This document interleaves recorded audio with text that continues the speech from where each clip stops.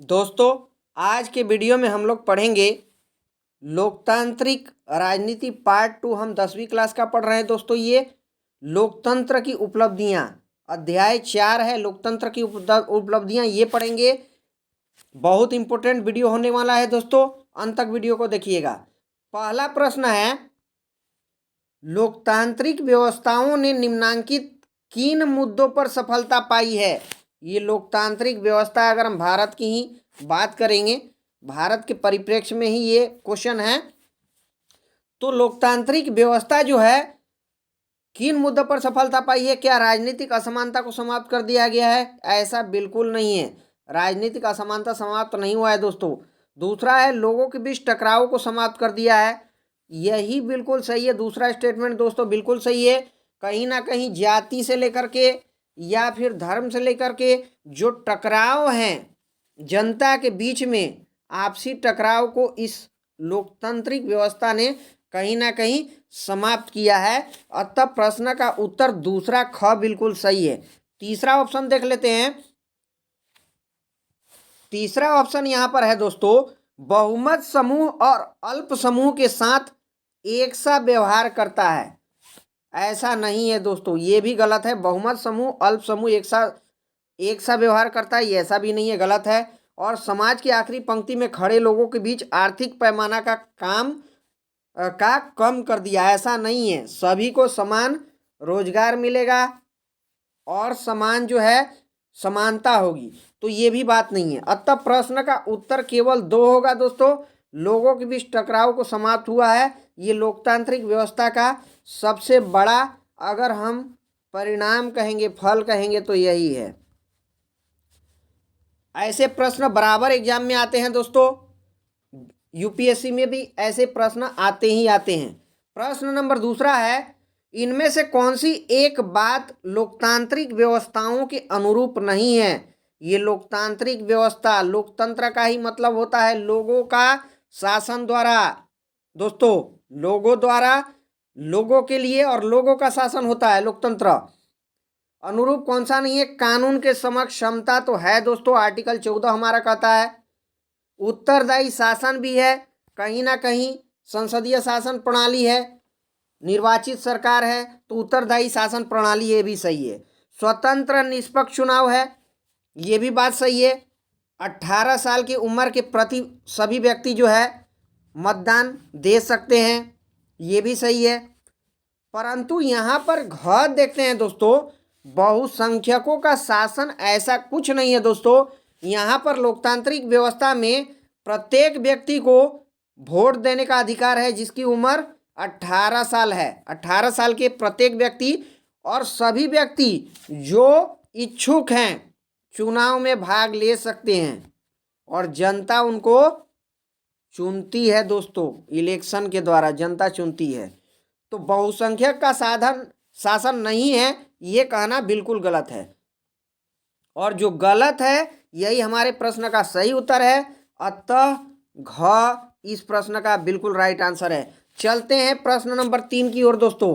प्रश्न नंबर 3 है, लोकतांत्रिक व्यवस्था में राजनीतिक एवं सामाजिक असमानताओं के संदर्भ में किया गया कौन सा सर्वेक्षण सही है और कौन सा गलत प्रतीत होता है। कौन सा लोकतांत्रिक व्यवस्था के संदर्भ में कुछ स्टेटमेंट्स यहाँ पर दिए गए हैं दोस्तों। आपको अगर सही है तो सही और गलत है तो गलत का साइन करना है, केवल यहाँ पर यही करना है दोस्तों। पहला स्टेटमेंट है, लोकतंत्र और विकास साथ साथ चलते हैं। पहला स्टेटमेंट बिल्कुल सही है। अगर कहीं ना कहीं समाज का सभी वर्ग का अगर प्रतिनिधित्व होता है सरकार में, तो समाज आगे बढ़ेगा, सभी को मौका मिलेगा और विकास तो होगा ही होगा। पहला स्टेटमेंट बिल्कुल सही है। यहाँ पर दूसरा स्टेटमेंट देखते हैं दोस्तों, लोकतांत्रिक व्यवस्थाओं में असमानताएं बनी रहती हैं। लोकतांत्रिक व्यवस्थाएं में असमानताएं बनी रहती है, ये स्टेटमेंट है। तो दोस्तों ऐसा तो नहीं है, अभी मैंने बताया लोकतंत्र में सभी को समान अधिकार मिलता है दोस्तों, सभी को समान अधिकार मिलता है और सभी के साथ न्याय होता है। तो ये असमानता की बात नहीं आती है, ये स्टेटमेंट गलत है। तो पहला स्टेटमेंट हमारा सही है लेकिन दूसरा गलत है। तीसरा देखते हैं, तानाशाही में असमानताएं नहीं होती है। तानाशाही शासन दोस्तों एक राजतंत्र का ही एक रूप है। तो यहाँ पर असमानता तो दिखे ही दिखेगी, क्योंकि राजा जो चाहेगा वही करेगा, जनता का वर्चस्व यहाँ पर नहीं होता है। तो ये स्टेटमेंट बिल्कुल गलत है। यहाँ पर चौथा स्टेटमेंट है, तानाशाही व्यवस्थाएं लोकतंत्र से बेहतर सिद्ध हुई है। ऐसा कभी हो ही नहीं सकता है दोस्तों, ये स्टेटमेंट बिल्कुल गलत है। तानाशाही व्यवस्था अच्छी नहीं हो सकती है, क्योंकि तानाशाही में एक ही प्रतिनिधि का भागीदारी होता है, जो राजा चाहता है वही करता है। यहाँ पर जनता का भागीदारी होता है। अतः यहाँ पर केवल पहला स्टेटमेंट सही है, दूसरा भी गलत है, तीसरा गलत है और चौथा भी गलत है। चलते हैं प्रश्न नंबर 4 की ओर। प्रश्न नंबर 4 है, भारतीय लोकतंत्र की उपलब्धियों के संबंध में कौन सा कथन सही अथवा गलत। भारतीय लोकतंत्र के बारे में ही हमें कथन बताना है। फिर से वही क्वेश्चन रिपीट हो गया दोस्तों, सही या फिर गलत। प्रश्न है पहला, आज लोग पहले से कहीं अधिक मताधिकार का उपयोगिता को समझने लगे हैं। पहला स्टेटमेंट बिल्कुल सही हो गया दोस्तों, पहला स्टेटमेंट बिल्कुल सही है दोस्तों। आप देखते हैं कि अभी जो इलेक्शंस भी हुए हैं उसमें भी पहले की अपेक्षा प्रति वर्ष जो है वोट शेयर बढ़ता है। प्रत्येक व्यक्ति अपने वोट की कीमत को समझ रहा है और कहीं ना कहीं मतदान देने के लिए जा ही रहे हैं। तो पहला स्टेटमेंट तो बिल्कुल सही है।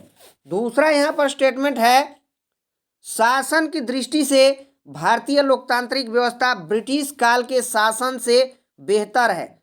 ब्रिटिश काल दोस्तों उपनिवेशिक काल था, उपनिवेशिक काल था, हम लोग गुलामी के दौर से गुजर रहे थे। तो ये ब्रिटिश काल बेहतर कैसे हो सकता है इस लोकतंत्र की व्यवस्था से बेहतर। तो दूसरा स्टेटमेंट बिल्कुल गलत है। तीसरा स्टेटमेंट यहाँ पर है, अभिवंचित वर्ग के लोग चुनाव में उम्मीदवार नहीं हो सकते।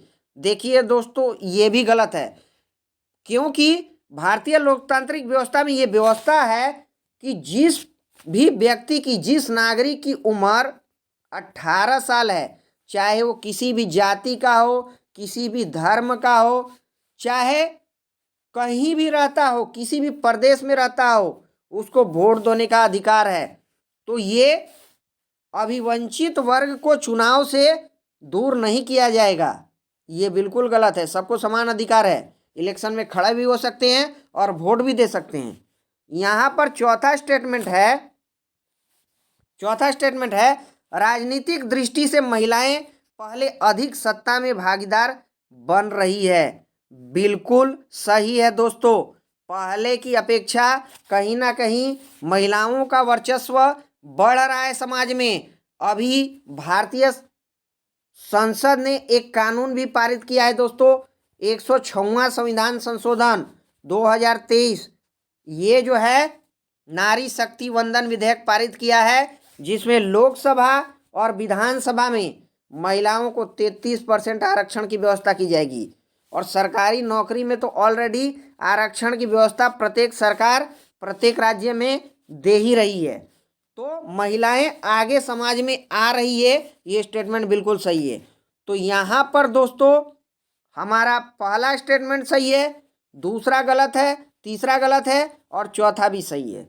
दोस्तों वीडियो अच्छा लगे तो इसको ज़्यादा से ज़्यादा शेयर कीजिए ताकि सभी का फायदा हो दोस्तों। थैंक यू दोस्तों।